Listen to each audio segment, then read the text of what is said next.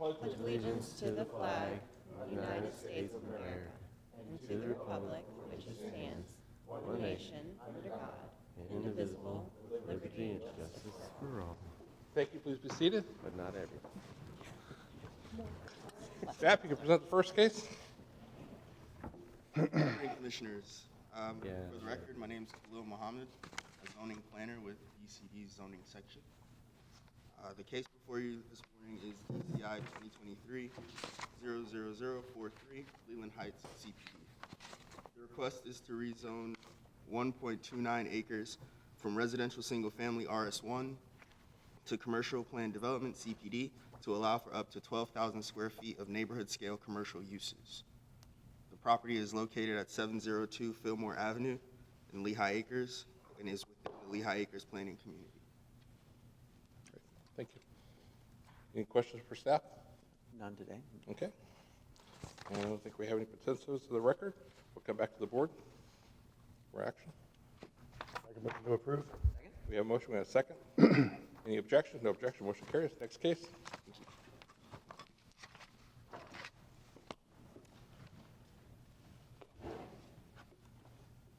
Morning, Commissioners. For the record, Anthony Rodriguez with the zoning section. Second case this morning is the New Post Road Self-Storage Facility, DCI 2023-00013. This is a request to rezone approximately 2.93 acres from commercial C1A to commercial plan development to allow a maximum of 102,222 square feet of commercial floor area dedicated to self-storage uses. Here's the property. Here is the master concept plan. The hearing examiner did recommend approval subject to conditions and deviations, and there were 6 participants of record on this case. Staff and the applicant are available for any questions. Great. Any questions for staff at this time before we call public comment? No. No? Okay. We'll call public comment. 6 speakers. Susan Dines. Susan. Frank Fisher. Kathleen Fisher. Rena Katz, Terry Moody, Sandra Romer. Over here, we'll come back to the board for any questions or a motion. Mr. Chairman, if I may, just I saw the participants are not here today, but they did have some concerns that were covered in the hearing examiner's recommendation, and I just wondered if we could talk just briefly, just hit the highlights on how those concerns were addressed. Maybe Mr. Moore or the planning staff could just. I was going to ask the same question, so thank you. If I lived behind that, I would be obviously concerned too as far as the buffers and everything. Sure, Commissioner. For the record, again, Anthony Rodriguez with the zoning section. The public did reference questions about compatibility, stormwater management, nuisance accumulation. The development of this property ultimately is going to result in a compatible product at the end of the day. There are some open space conditions required by this particular hearing examiner recommendation.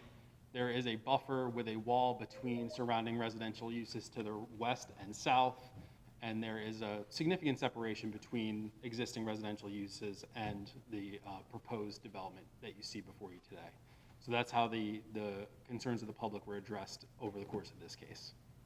Okay, and then just to verify too, it looks like in here, this was always zoned commercial? That's correct, yes. And so ultimately, this plan development will result in a much more narrow list of permitted uses than what was otherwise permitted in the underlying zoning, which is a conventional commercial district, which allows a broad schedule of uses. Was a storage facility like this allowed in the conventional district, or? I believe so, but don't quote me on that because I don't have the good book of code in front of me. Okay. I think that answers the question. So in essence, what we had was property that, even though it was trees and woods, it was always zoned commercial, a conventional commercial zoning district. So when the owner of that property wanted to, at some point, they had the ability to turn it into some sort of commercial development. And why do you?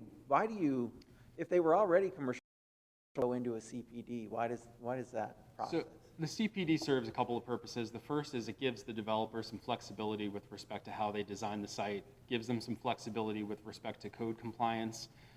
Developers allowed to seek deviations through the plan development process for particular design regulations where they may not necessarily be able to meet the strict letter of the law, but they are still providing something that kind of meets the spirit of the law. The second is the surrounding property owners have a greater level of certainty as well, because they understand that there's a conceptual plan and there are conditions that a development will have to abide by when it comes to development permitting. So when shovels actually go in the ground to permit construction.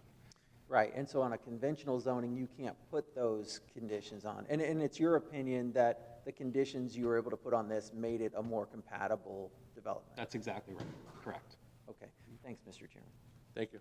I have, County Attorney, I have a gentleman just came in the room. I know we already called public comment. I don't know if you, sir, are you here for this case? Because I already called names for that. No. Okay, thank you, sorry. Okay, any other questions? Nope. Okay, we'll come back to the board for action. Well, Mr. Chairman, I see the hearing examiner's recommendation. I don't see any error in judgment or any competent substantial evidence to overturn the hearing examiner's recommendation, so I'll move forward with the hearing examiner's recommendation. Okay, we have a motion. I'll second that. We have a second. Any other discussion? Any objection? No objection, motion carries. And that's the last case, and we are adjourned. Thank you.